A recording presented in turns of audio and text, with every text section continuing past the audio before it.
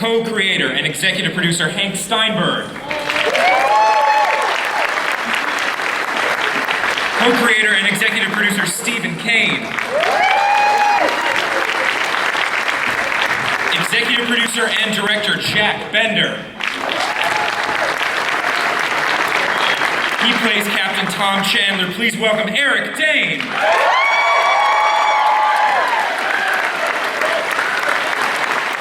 She plays virologist Dr. Rachel Scott. It's Rhoda Mitra.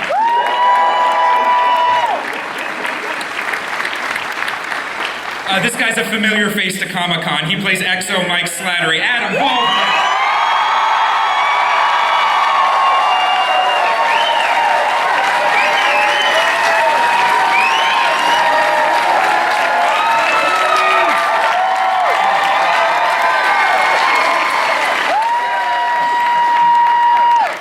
He plays Master Chief Hugh Jeter, Charles Parnell.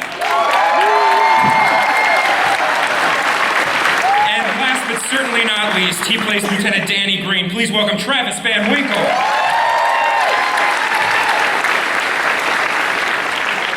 So I think first and foremost, some congratulations are in order because The Last Ship was just picked up for a second season.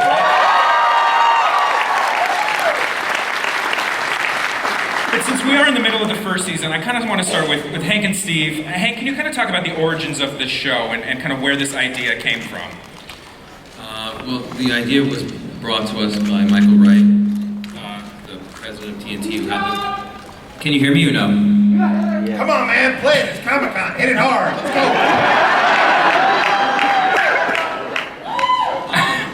So the book was brought to us, and we had to figure out a way to adapt it. It was a book written in the 80s about a nuclear holocaust, and Steve and I sat down and said, we got to update this. We love the idea of a ship at sea, people isolated, a new world, an apocalypse, and we came up with the idea of let's modernize it, let's make it about a pandemic that has, decimated 80% of the population, and the thing that we wanted to do that was different than the book and different than every other post-apocalyptic show that you've seen is that they have hope. They can actually solve the problem. And the show doesn't take place after the apocalypse has happened, like Mad Max or Walking Dead. I love Mad Max. It takes place now. You're watching the apocalypse happen now, and our crew can save it and stop it. And to us, that is the key to the show, that it's about hope, that they can solve the problem, and it also creates this incredible ticking clock of urgency that they are out there, and as Chandler says in the first episode, every day we don't come home, another 500,000 people die, and it gives you that real sense of urgency. And so that, for us, that was the key. Steve, can you talk about building this great ensemble? Because you really have 216 crew members on your ship, and then some civilians as well. What went into the process of casting this ensemble we see in front of us? Well, we started first of all with our captain, and we thought, who best to represent what we're trying to do here than Eric Dane. He is a true leader, and he embodies all the qualities that we wanted in a captain, because we wanted the audience to say, if this ever happened in real life, I'd want to be on that ship with that guy in charge. So that started the ball rolling for us, and then we said, now we need a badass scientist, someone who can really hold her own, who can do the science and also fight for it. And that's where Rona came in. There's no one who could have done that job better than Rona. And the chemistry they have is undeniable. And then we thought, who would play well at Comic-Con?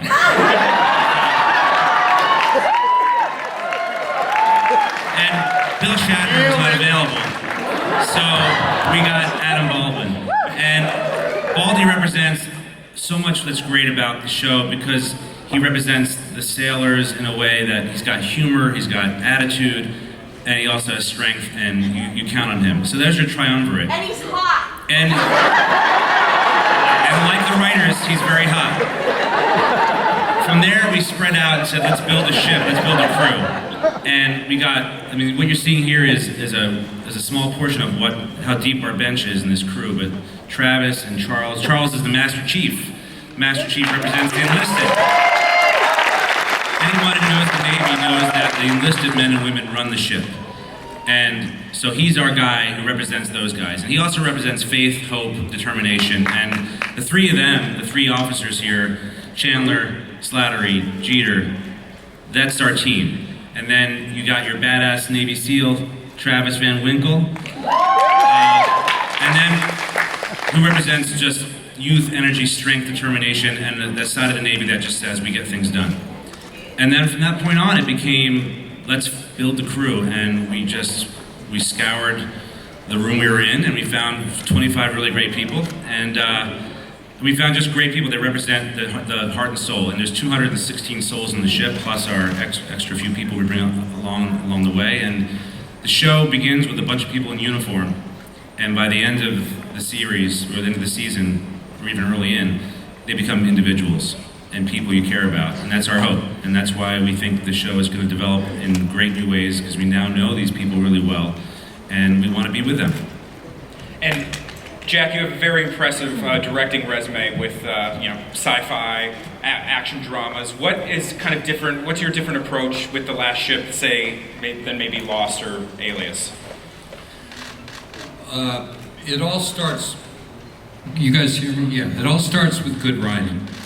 And I felt the writing was really strong, and I felt the cast was really strong. And like Hank said, and Steve, I think the show is about hope, and it's about people, and it seems that a lot of the shows I've done lately that I'm most proud of speak to how do we survive in a really dangerous, complicated world, which certainly we know today with what's going on in the Middle East and everything.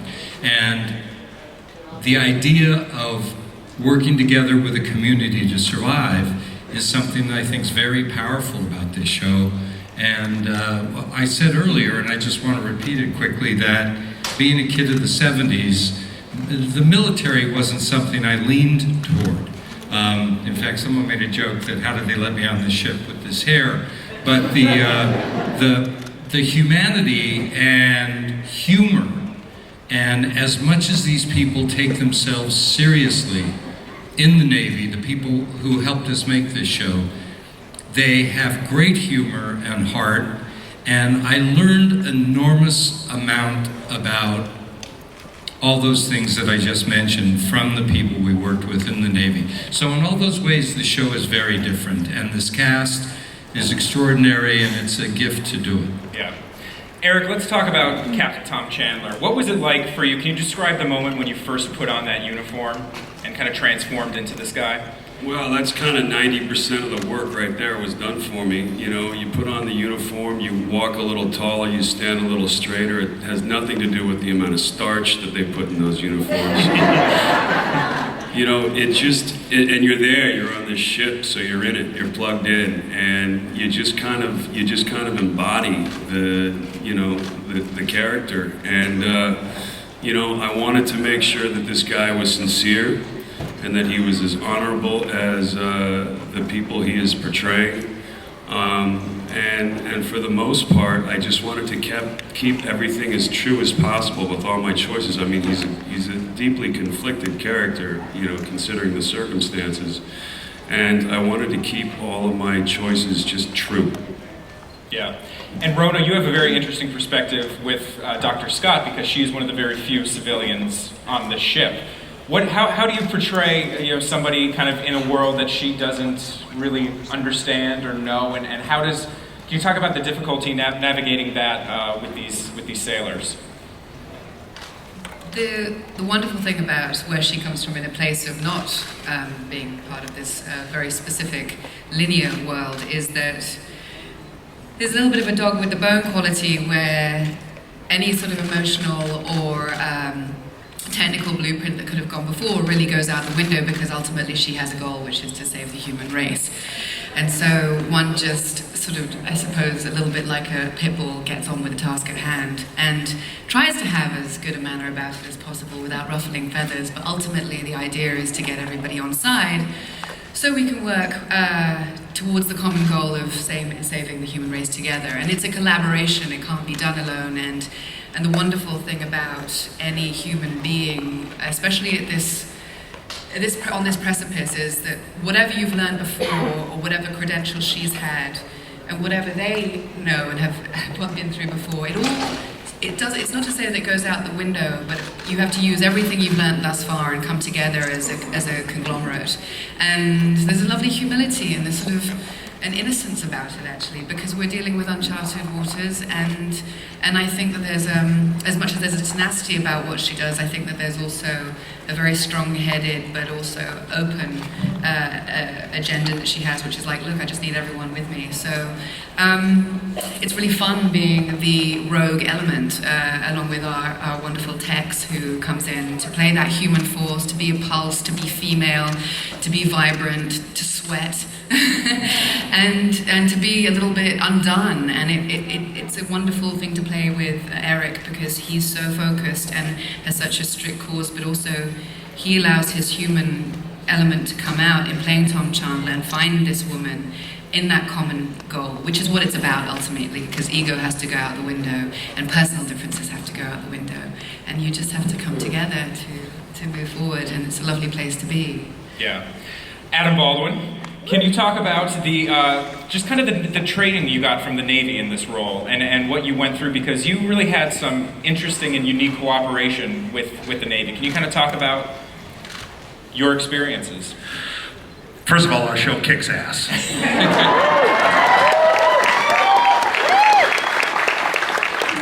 As you all know, thank you for being here.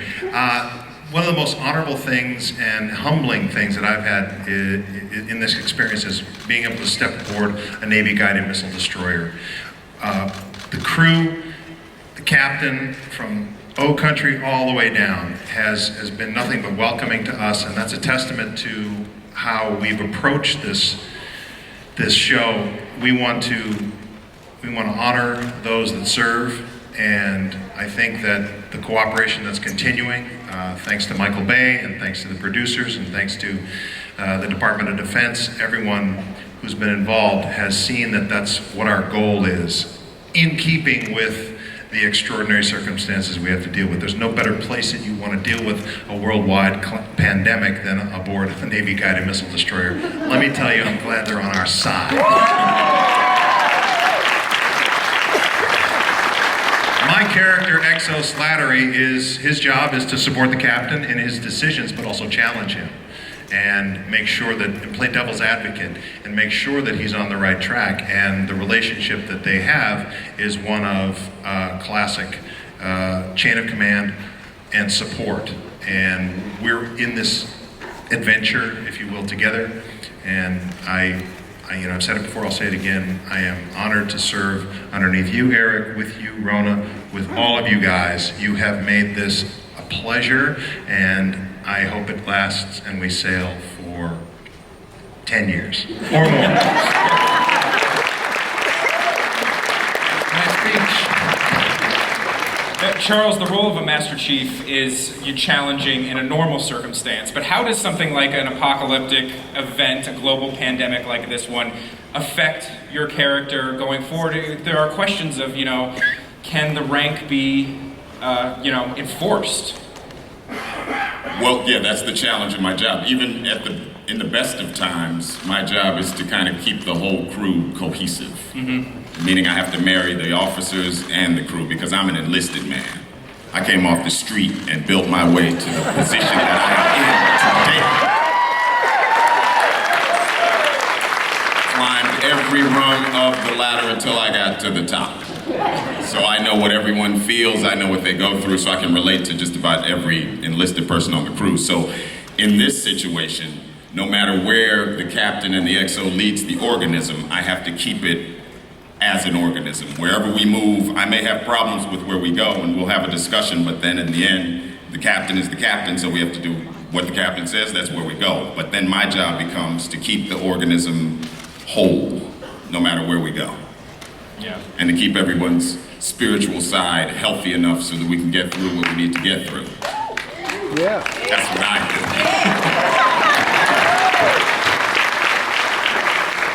It's also a really physical show too, and Travis, I'm wondering if you could talk about the physicality of this role, especially for you, because you're in a lot of action sequences, battle sequence, was there any sort of different physical training or sort of like weapons training that you had to go through? Yeah, so I got to do a lot of Filipino knife and stick training, and I did some Muay Thai, because I look into these Navy SEALs' eyes. They're on set with us every day. And these guys, they just look at you and you know that they can kill you in 10 different ways. just from one look. They have this presence, and it's just so graceful, and there's so much ease to it. So I tried to put as much work before we started filming the season as I could so that I could embody that. I started doing brick CrossFit, so I was doing a lot of muscle training. And I read a lot of books as well on combat, the psychology of combat. Did anybody sustain any sort of like injury while filming the first season? Steve, yeah? John Piper Ferguson, who plays Tex, hurt himself on the golf course. He tried to hit a ball out of the rough and hit a rock and smashed back into his face. We got a call, we're on set, and suddenly he has a huge gash over his eye, and it's in the middle of an episode. We had to figure out how we're going to deal with the continuity, and all of a sudden he shows up with a wound. And of any character to have shown up with that wound. it just made sense. It made sense for Tex, it made sense for Piper. So that was our big injury. And good thing for CGI, we were able to deal with that. And Eric, I think you were telling me you had a close call with a knife at a certain point, right? I did. I took one between the eyes. I was supposed to catch the stuntman's wrist as he was trying to stick a knife in my eye, and I slipped and I missed, and it got me right between the eyes. Now, you know, it wasn't a switchblade. It was a plastic prop knife, but you know, an inch and a half to the left, and I'd be wearing a patch right now. Which is a look. Yeah, it's definitely a look. I'm no longer Captain Tom Chandler. I've got an Ahab with a wooden leg. Well, as we get it, we've gone through back five episode coming up. As we get into the second half of the season, Hank and Steve, can you kind of talk about what we can expect? Is there a different theme or feeling to these last 5 episodes? Well, the thing that we love about the show, and I think you've seen it with the first 5, is that every episode has a different feel, a different complexion, a different tone. I mean, the characters, their mission is their mission, they're driving forward. But, you know, we have an episode coming up, which I think they're going to see a clip of, where they're not sure if someone on the ship is sick. And it becomes this very internal, intense, claustrophobic episode. And then we come back with some much bigger action-oriented episodes, and then there are some smaller emotional ones. And that's what I really love about writing the show and working on the show is that we're really able to deal with the totality of the complex feelings that these people have. You know, it's action, it's suspense, but it's also deeply emotional and really moving. So that's what's fun for us. I'll just add that the show expands as the season progresses as well. Certain mysteries that we've started in terms of who started the virus, how did it start, who else is out there, what the world looks like out there, those things start to creep in as the season progresses. And we lay the groundwork early, and we live in this ship where it's sort of like if we were all in this building and the lights went out, we wouldn't know if the whole city's in trouble or is it just this building. It's the same thing with these guys. They're at sea. They don't know what the world looks like except for the few things they've seen so far, which aren't pretty. But as we go further in the season and we start to unravel some of the mysteries and mythologies and meet new characters, we're also going to see what the world looks like and what these guys have to do to deal with that in reality. So it's a world-building thing where we open up the show and hopefully launch us into season 2, which we now have, with a whole new palette and a whole new set of problems and adventures. And Rona, time really seems to be of the essence, especially for Dr. Scott. She's really racing against the clock to find this vaccine. As we learn more about the virus and kind of explore that backstory, does she start to feel more pressure? Does it become maybe too much for her? Yes, I mean, it's an extraordinary weight to carry, and also that she's not trained in making vaccines. So she's really sort of gathering all the information that she's learned to date. And I think that the fact that she has to answer to somebody who doesn't know this world, with a certain level of confidence but also honesty, she has to be upfront with him. There's a point where there's so much trial and error with virology. There's never a sure route. and the Navy likes short routes. This point will lead you to this point, this point will lead you to this point. And virology is about, well, it's trial and error. You know, you make mistakes and that's how you learn. And given that we have a time that is of the essence issue on our hands, it is overwhelming. And I think that that's the reason why, you know, I've been really careful to not tread that line of trying to be frivolous with it. A lot of people find that there's an element which is, it's not that it's hard, but there's like carrying a Fabergé egg with you that cannot crack.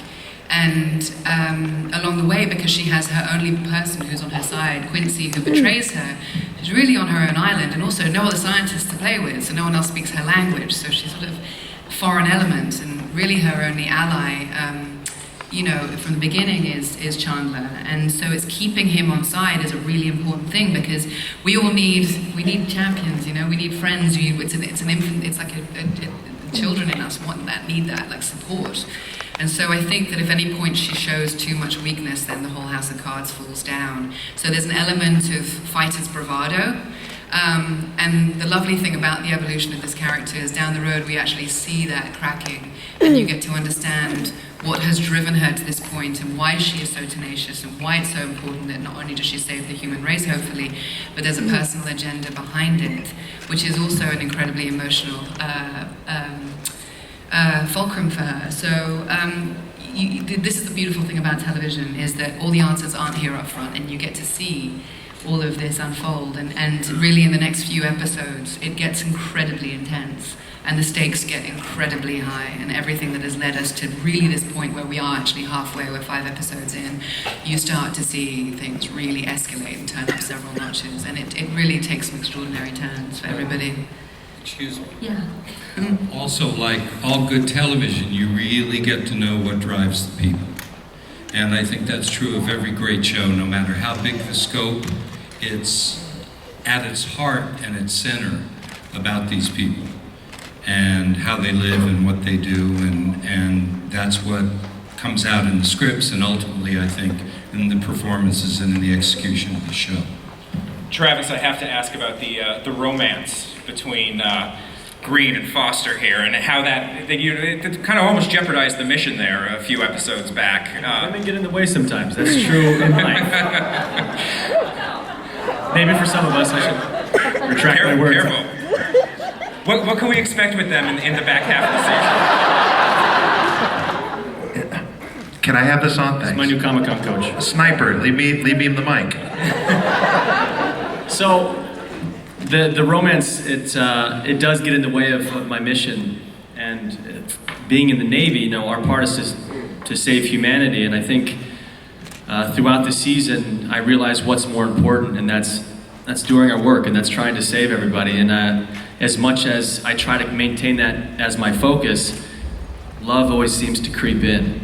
It never really goes away. So throughout the rest of the season, it's a delicate dance that happens. Yeah.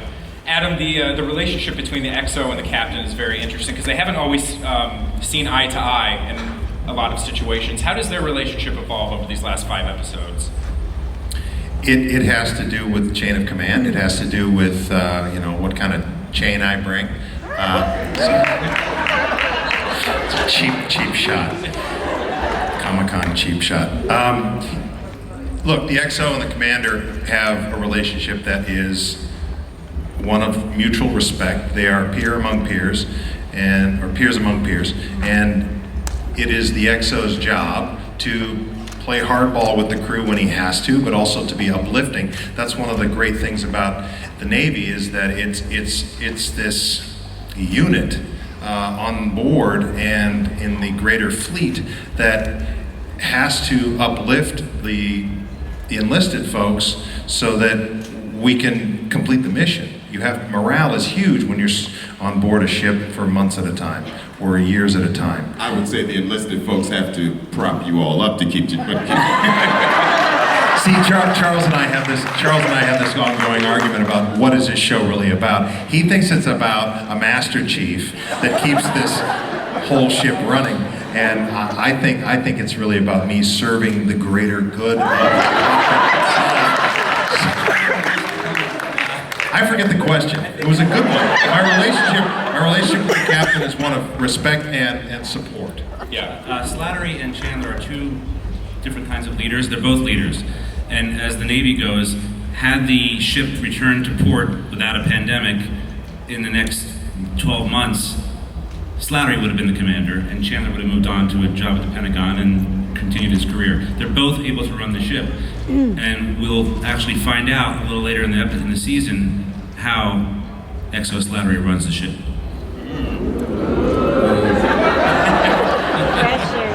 Well, the virus is a huge threat for this show, but you also have a lot of other outside threats, namely the Russians. Are we going to see the Russians come back? Because I feel like they're somewhere out there, still floating out there. They'll be back. The Russians come back. Is this on? Yes. And just leave these mics on, please.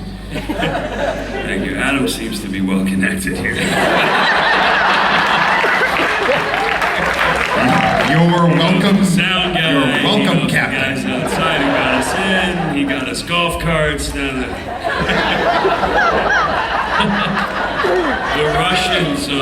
the Russians stick around for a little bit, but we handle them.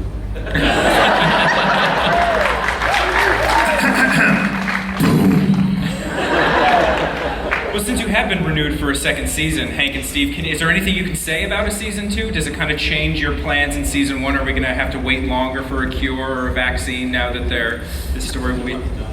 Yeah.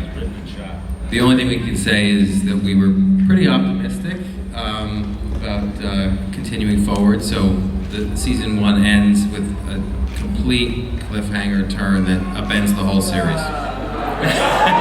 Cliffhanger in a good way. It drives the show toward a whole new direction.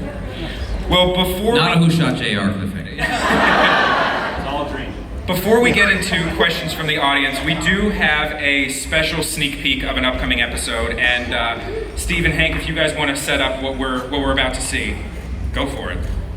I think Hank said it a little bit. This is the midpoint of the season, and this is the point in the season where naturally the crew starts to wonder a little bit about the mission, because they didn't sign up for this, and they're starting to wonder about a lot of things.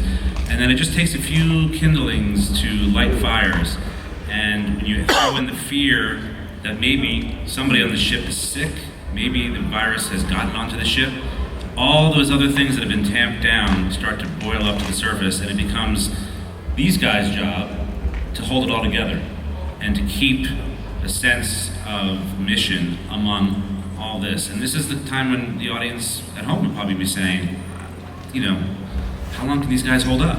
So these are the questions we're asking, and this is a little taste. It also deals with the question of how much confidence does Chandler have in Dr. Rachel Scott, who he never met until 4 months ago, and who lied to him for 4 months, and now she's working all alone, and her partner betrayed her, and what happens if there's a chink in the armor and things start not going well for her?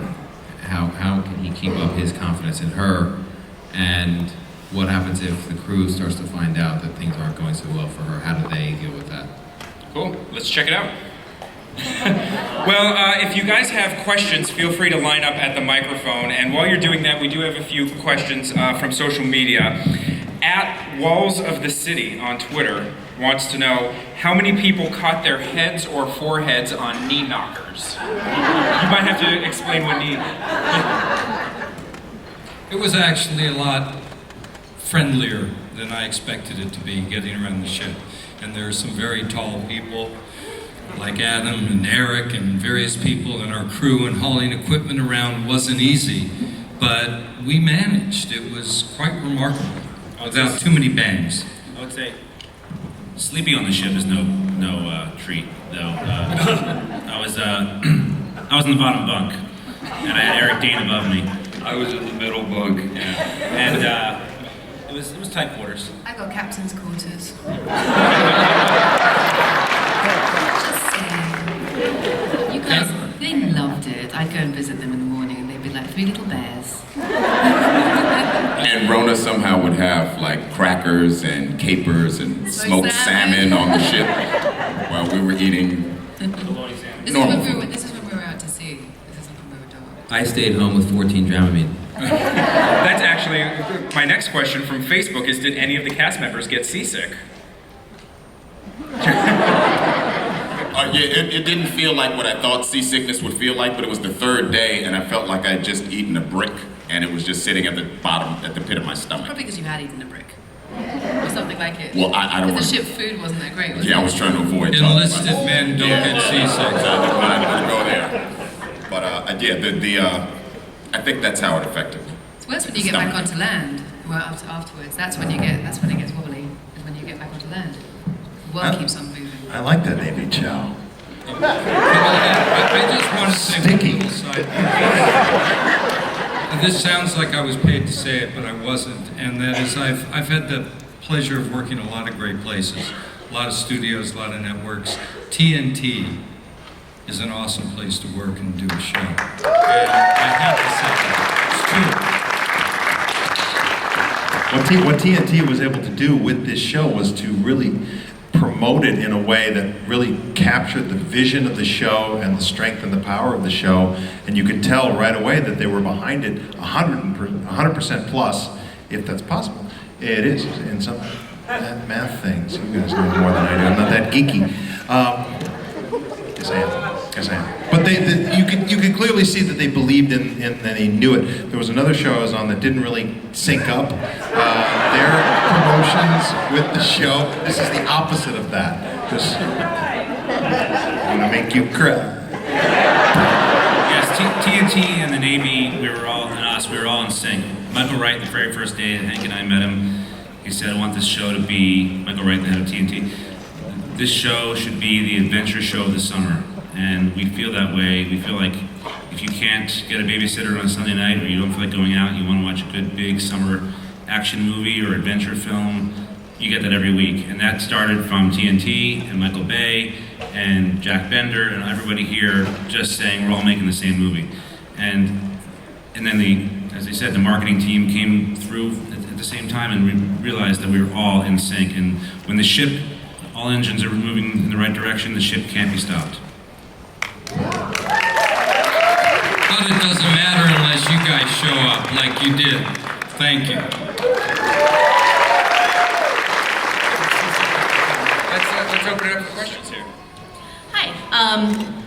Coming from sort of a molecular biology background in my own personal life, I was kind of curious in the fact that you talked about all of the different advisors that you had on the show, from the SEALs, Navy, working on the destroyer and everything. Did you have, and Homeland, DoD, Department of Defense, did you have anyone from the CDC or any from the World Health Organization or anything like that, anybody on that side of the storyline working with you guys? We had several scientists, virologists, paleomicrobiologists who we talked to. There were 3 or 4 from different places around the world. Whenever Rona was doing stuff in the lab, we had someone on the set to advise Rona, to advise the prop department, to talk to the directors about how certain things would be done. And we were gratified that the idea, the premise that we had, that the microbe that was released from the melting permafrost in the Arctic is a real thing. It's a real fear. It's actually happening in the Arctic, not necessarily ones that are super deadly, but the ice caps are melting. It is releasing microbes that have been buried there for millions of years, so we've never been exposed to them, and that's what is potentially dangerous to our bodies, is that we've never developed antibodies to something that's brand new. And so the scenario that we depicted of birds picking up those microbes from the water and then traveling to the mainland and converting into a virus that could really hurt human beings is actually a very real scenario.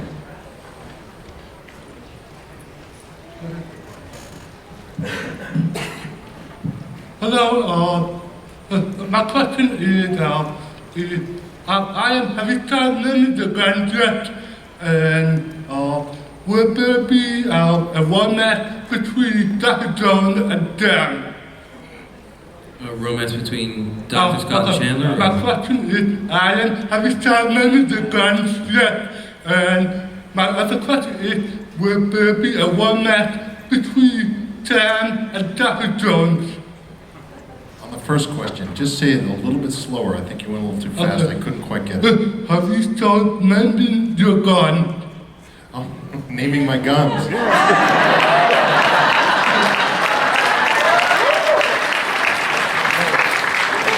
In my mind, all my weapons are named after beautiful women.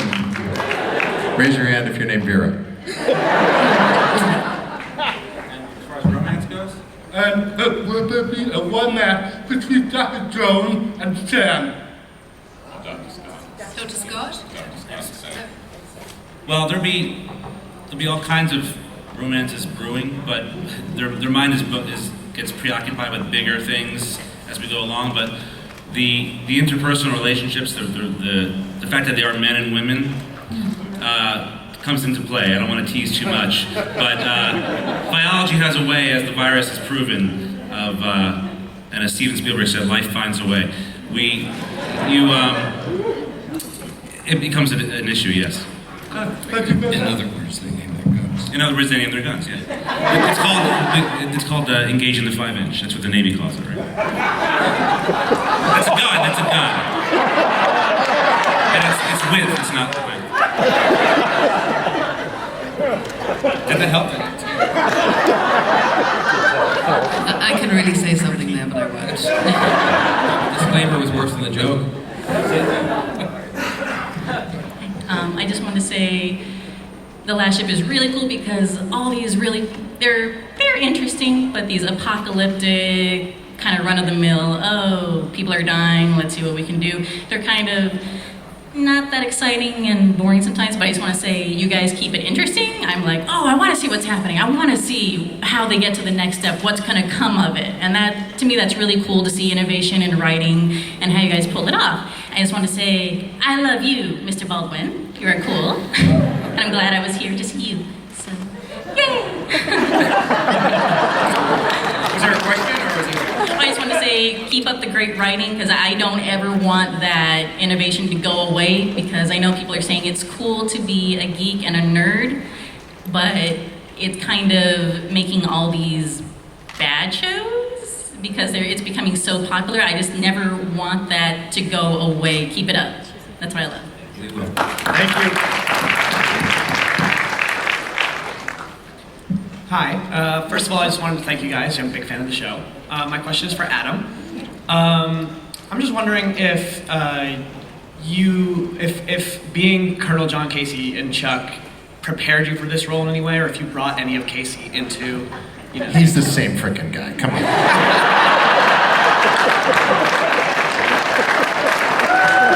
Every character I play is the same. It's easier that way.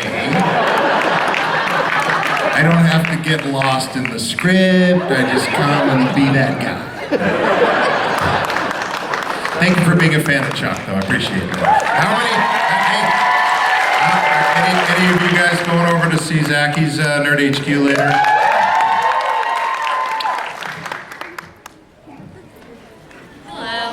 I just want to say one of the things that really drew me to the show was the amazing cast that you lined up.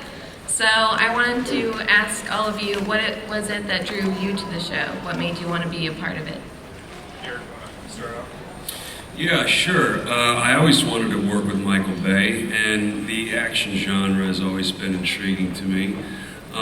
You know, I went in and met with Michael, and he had this pretty stellar visual presentation put together for me, but I wasn't allowed to read the script until he showed me this presentation, and it was epic in scope and very ambitious in what they were trying to pull off. And my first question was, how the hell are you going to do this on TV? And he explained how they were going to go about doing it. And I figured if anybody could do it, Michael Bay could pull it off. And then I went home and I read the script, and honest to God, not just because I'm sitting 4 feet away from these guys, it was one of the best pilots I've ever read.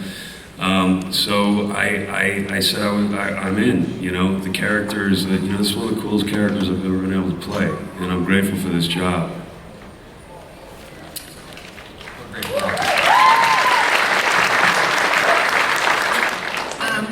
Well, for me, it's a culmination of elements. Sort of had a fair amount of time in the action world, luckily, because it's my favorite genre. And, you know, when you're confronted with the opportunity of working with someone like Michael Bay, who is the godfather and one of them, and it's sort of like there's a teenage boy that comes out in you that peeks over the wall and says, yes, please, can I come and play with you? And I'd just come off working, you know, of this other show, and I'd been very physical and working with the military and been the head of a special ops outfit and sort of been running around with AKs a lot. And to be able to be in this world still, and I've learned so much about the military, and I've had the honor of working with some of the most extraordinary men and women that this planet has actually got to offer as human beings. The integrity is beyond. It's an incredibly intoxicating family to be part of. But to actually play the cerebral side of this, and on a personal level, I'm very in touch with what's happening to us as a human race, the planet, and the myriad of different things that are confronting us. And I've been working with and talking to virologists actually for the last few years on the subject matter of the, you know, the demise of our planet and our race. And so it is this incredibly fantastic big show, and there's a wonderful opportunity here to have it be not so heavy and labored, but the truth of the story come through these characters and wrapped up in this wonderful Michael Bay TNT blanket. And so it covers all elements, and it's just the greatest playground, intellectually and physically, and it's just, when you're given a script like this, you just run towards it with open arms and say, yes, please, can I, and how can I do my best?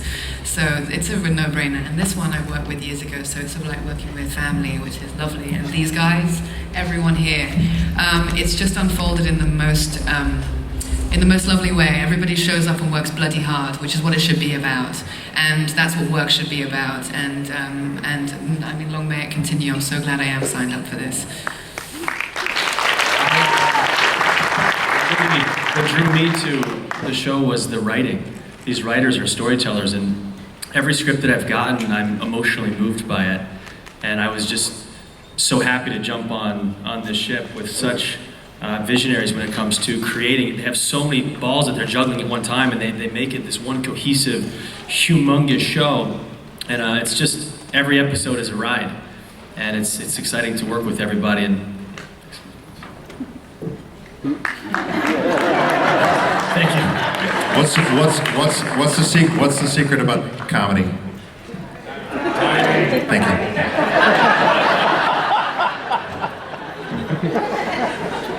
But that was it, yes. So basically... I'm not following you anymore. That was too much. Mine started with an email. And the email said, Charles, you have an audition tomorrow at 3 o'clock for The Last Ship. And I went. And then I got a call back. And then I went again. And then they offered me the job. Now, that was being cheeky, but when I read the script, I did fall in love with kind of what Eric said, like the scope of what they were going for. It was clear, like reading scripts, it isn't always clear what they want to see on the screen, but in this case, it was clear what they wanted to see on the screen. So once I got the job, and once we started working, and I met Stephen and Hank and Jack, and we started to work, and I saw that they were actually bringing what I thought I was going to see on the page to life, that's when I got excited. I wasn't in the position to consider the script and decide whether I wanted to do it or not. I had to get the job.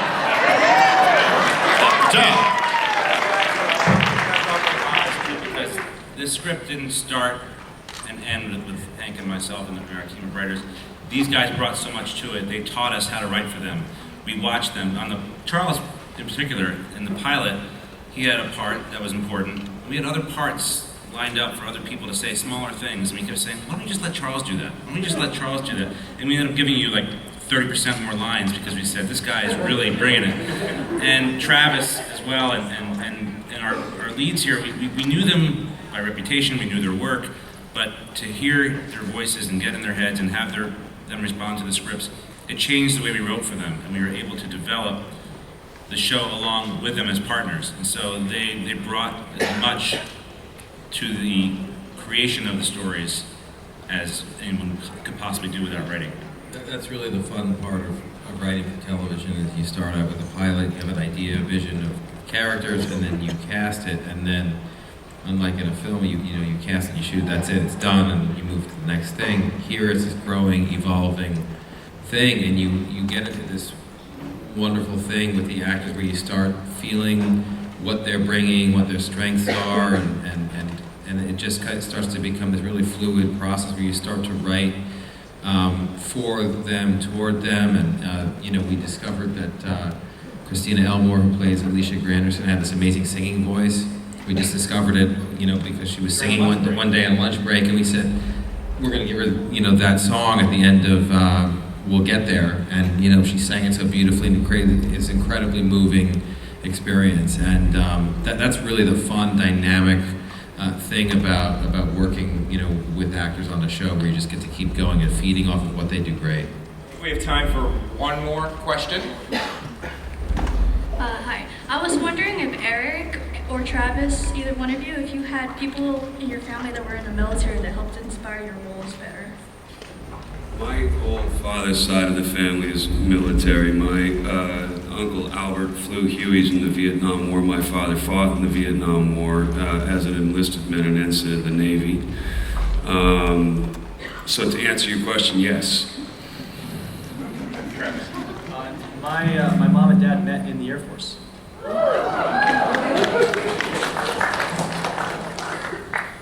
Aviators.